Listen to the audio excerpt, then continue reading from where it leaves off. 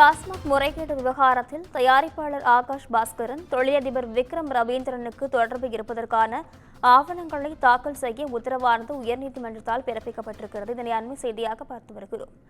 ஆவணங்களை நாளை தாக்கல் செய்ய சென்னை உயர்நீதிமன்றம் உத்தரவு பிறப்பித்திருக்கிறது. டாஸ்மாக் முறைகேடு விவகாரத்தில் தயாரிப்பாளர் ஆகாஷ் பாஸ்கரன், தொழிலதிபர் விக்ரம் ரவீந்திரனுக்கு தொடர்பு இருப்பதற்கான ஆவணங்களை நாளை தாக்கல் செய்ய உத்தரவானது பிறப்பிக்கப்பட்டிருக்கிறது. ஆவணங்களை நாளை தாக்கல் செய்ய அமலாக்கத்துறைக்கு சென்னை உயர்நீதிமன்றம் உத்தரவிட்டிருக்கிறது. இதனை அண்மை செய்தியாக பார்த்து வருகிறோம். டாஸ்மாக் முறைகேடு வழக்கு தொடர்பான ஆவணங்களை நாளை தாக்கல் செய்ய அமலாக்கத்துறைக்கு சென்னை உயர்நீதிமன்றம் உத்தரவிட்டிருக்கிறது.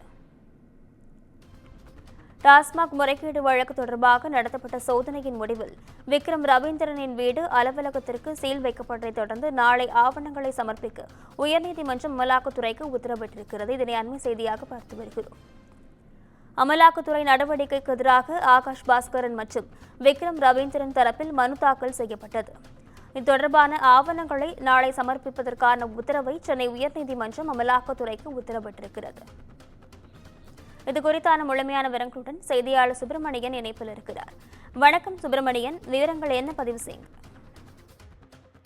டாஸ்மாக் முறைகேடு விவகாரத்தில் சினிமா தயாரிப்பாளர் ஆகாஷ் பாஸ்கரன், தொழிலதிபர் விக்ரம் ரவீந்திரனுக்கு தொடர்பு இருப்பதற்கான ஆதாரங்களை நாளை தாக்கல் செய்ய அமலாக்கத்துறைக்கு சென்னை உயர்நீதிமன்றம் உத்தரவிட்டிருக்கிறது. 1000 கோடி ரூபாய் டாஸ்மாகில் முறைகேடு தொடர்பாக திரைப்பட தயாரிப்பாளர் ஆகாஷ் பாஸ்கரன், தொழிலதிபர் விக்ரம் ரவீந்திரன் ஆகியோர் வீடுகளில் அமலாக்கத்துறை அதிகாரிகள் சோதனை நடத்தினர். சோதனையின் முடிவில் விக்ரம் ரவீந்திரனுடைய வீடுகள் மற்றும் அலுவலகத்திற்கு சீல் வைத்தனர் அமலாக்கத்துறை அதிகாரிகள். ஆனால் அந்த சீல் இன்னும் அகற்றப்படவில்லை.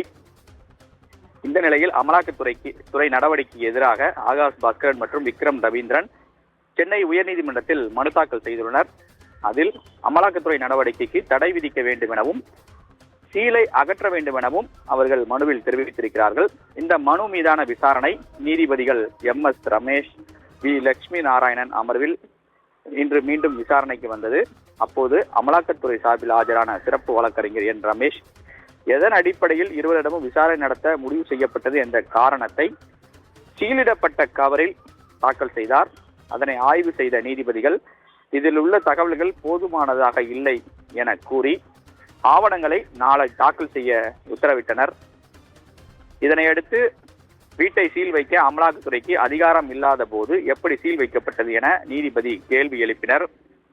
இதற்கு பதிலளித்த அமலாக்கத்துறை வழக்கறிஞர் வீடு சீல் வைக்கப்படவில்லை என்றும் தங்களை தொடர்பு கொள்ளாமல் கதவு திறக்க வேண்டாம் என்று நோட்டீஸ் மட்டும்தான் ஒட்டப்பட்டிருப்பதாக தெரிவிக்கப்பட்டிருக்கிறது. அப்போது குறுக்கிட்ட நீதிபதிகள் அப்படி என்றால் அதற்கு என்ன அர்த்தம் என கேள்வியை எழுப்பிய நீதிபதிகள் தன்னுடைய வீட்டுக்குள் செல்ல அவருக்கு அனுமதி இல்லையா, அமலாக்கத்துறையிடம் அனுமதி பெற வேண்டுமா என கேள்வியை நீதிபதி எழுப்பியிருக்கின்றனர். இதற்கு பதிலளித்த அமலாக்கத்துறை வழக்கறிஞர் அந்த நோட்டீஸை அகற்றி விடுவதாக அவர் தெரிவித்திருக்கிறார். நோட்டீஸ் ஒட்ட அமலாக்கத்துறைக்கு அதிகாரம் இல்லாத நிலையில் சட்டவிரோதமாக செய்யப்பட்ட ஒன்றை சட்டப்பூர்வமானதாக மாற்ற வேண்டும் என நீதிபதிகள் தெரிவித்தனர்.